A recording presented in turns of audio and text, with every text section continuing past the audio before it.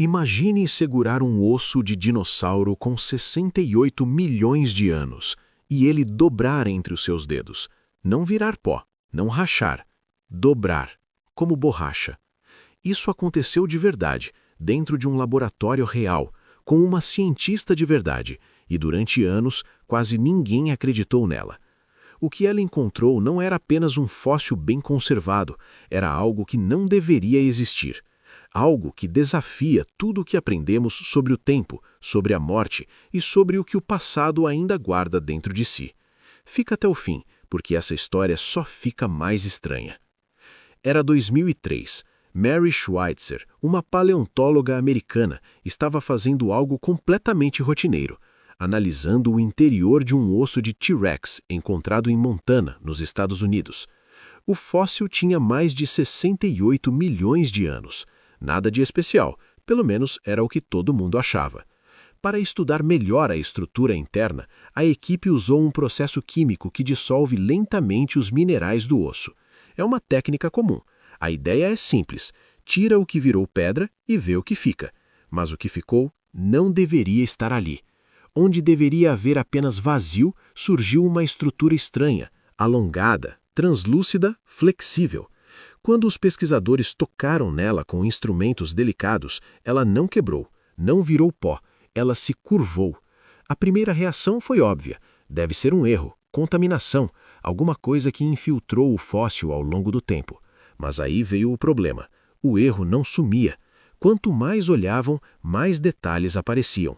Pequenas estruturas arredondadas dentro daquele material, formas que lembravam algo familiar, algo que ninguém queria nomear ainda. Porque nomear significava admitir o que estava na cabeça de todo mundo. Aquilo parecia tecido.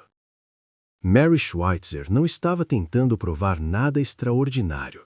Ela queria entender melhor como os ossos de dinossauros se preservavam, nada mais. Mas a ciência tem um jeito de te surpreender exatamente quando você menos espera. O fóssil que ela analisou vinha de uma formação geológica conhecida por preservar bem os restos do final do período Cretáceo, os últimos milhões de anos dos dinossauros na Terra. Um ambiente familiar, previsível, o tipo de lugar onde os cientistas acham que já sabem o que vão encontrar. Mas quando o processo químico avançou e aquelas estruturas flexíveis apareceram, Schweitzer ficou na dúvida. Será que era contaminação moderna? Algum fungo, alguma bactéria que tivesse entrado no fóssil depois? Essa era a explicação mais segura, a mais confortável, a que não exigiria reescrever nada. O problema é que quanto mais testes ela fazia, mais difícil ficava sustentar essa explicação. As estruturas apareciam de novo, e de novo, em diferentes partes do mesmo osso, sempre com a mesma organização, sempre com os mesmos padrões. E na ciência, quando algo se repete assim, com padrão, com consistência, você não pode mais chamar de erro. Foi aí que o chão começou a sair debaixo dos pés de muita gente. A equipe decidiu repetir tudo do zero. Novas amostras, do mesmo osso, com os mesmos processos. Se fosse contaminação ou erro, os resultados seriam diferentes, inconsistentes. Não foram. Cada novo teste confirmava o que os anteriores já tinham mostrado. As estruturas flexíveis continuavam aparecendo. E pior, elas começaram a revelar detalhes que tornavam tudo ainda mais perturbador. Algumas delas tinham formato de tubo, como se fossem pequenos canais internos. Outras se ramificavam, como redes, e dentro dessas formações apareciam partículas escuras, pequenas, distribuídas de um jeito que lembrava algo muito específico. Lembrava vasos sanguíneos, com glóbulos vermelhos dentro. Nesse ponto, a equipe foi além da observação e testou a composição química do material. O objetivo era descobrir se havia ali apenas resíduos minerais alterados ou algo diferente. O resultado não trouxe alívio. Alguns padrões detectados eram compatíveis com moléculas encontradas em tecidos biológicos. Não idênticos, não intactos, mas compatíveis o suficiente para ser impossível ignorar. E então veio o momento que todo cientista teme, aquele em que o dado na sua frente contradiz o que você sempre acreditou ser verdade. A hesitação foi real, mas os dados continuavam ali, esperando. Até aqui, ainda era possível tratar aquilo como um caso isolado, um acidente da natureza, uma raridade que talvez tivesse uma explicação simples, que apareceria com mais tempo. Mas então vieram os outros fósseis. Pesquisadores que ficaram sabendo da descoberta de Schweitzer começaram a revisitar amostras antigas, usando técnicas semelhantes. E em alguns desses fósseis, estruturas parecidas começaram a aparecer. Não exatamente iguais, mas próximas demais para ser coincidência. A pergunta silenciosa que ninguém queria fazer em voz alta começou a ganhar forma. E se isso sempre esteve lá e a gente simplesmente nunca procurou? Durante décadas, a paleontologia focou nos ossos mineralizados porque era isso que sobrevivia. Ninguém procurava o resto porque o resto, em teoria, desaparecia. Sempre desapareceu. Mas e se não tivesse desaparecido completamente? De repente, fósseis deixavam de ser apenas pedra com forma de osso.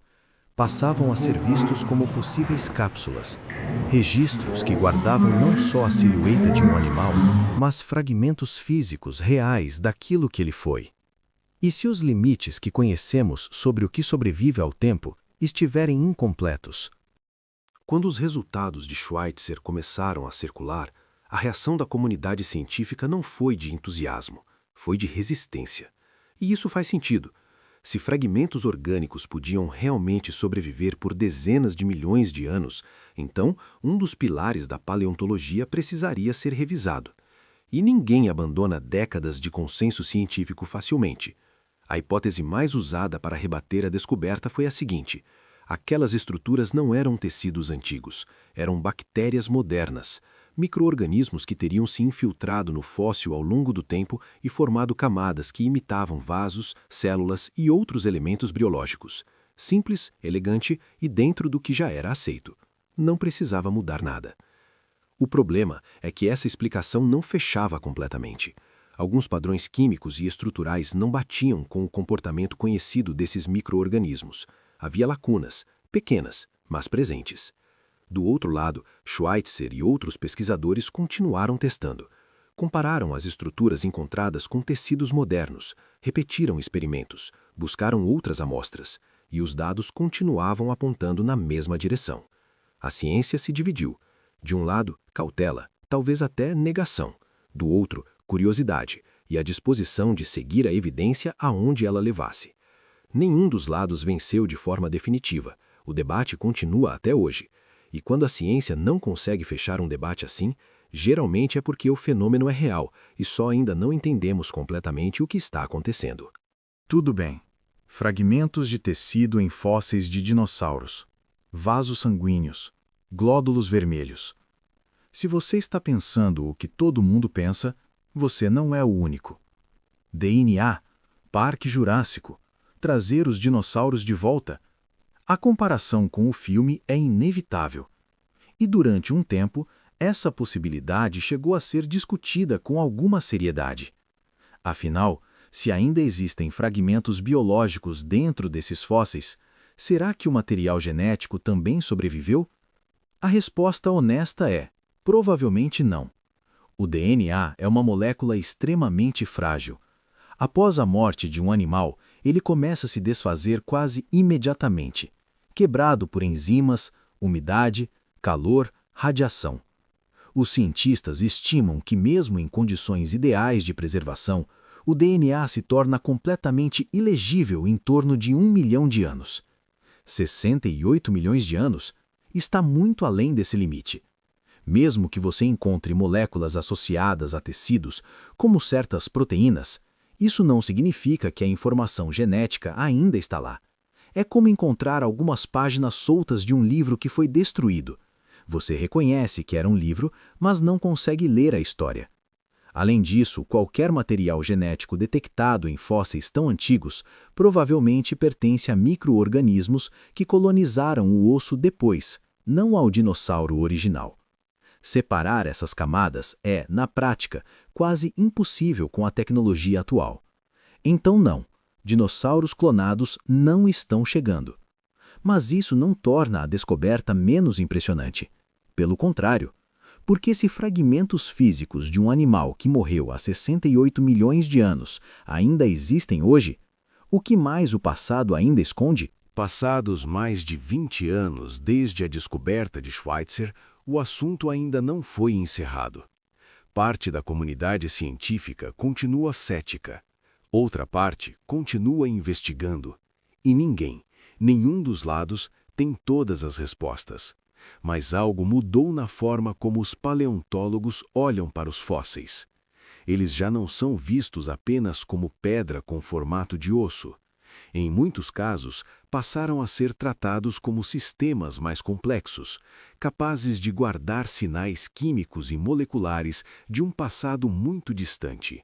Não de forma perfeita, não intactos, mas suficientes para contar partes da história que a gente nem sabia que estavam disponíveis. E isso levanta uma pergunta que não tem resposta fácil. Quantos fósseis ao redor do mundo ainda estão guardando informações que nunca foram analisadas da forma certa? Quantas descobertas estão esperando pela técnica certa, pela pessoa certa, pela pergunta certa? A pré-história sempre foi tratada como algo encerrado, um arquivo fechado, mas cases como esse mostram que o passado ainda tem gavetas que nunca foram abertas.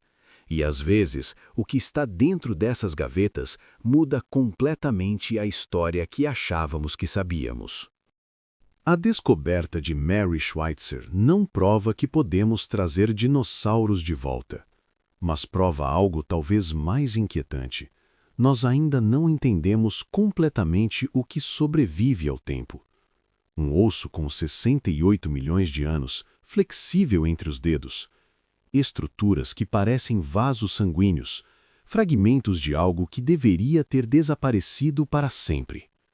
O passado, ao que parece, não some completamente. Ele apenas espera. Me conta aqui nos comentários, você acha que é tecido real preservado ou ainda tem uma explicação que a ciência ainda não encontrou? E se você gosta de mistérios que a ciência ainda não conseguiu fechar de vez, se inscreve no canal, porque o que está enterrado no passado ainda tem muito mais para revelar.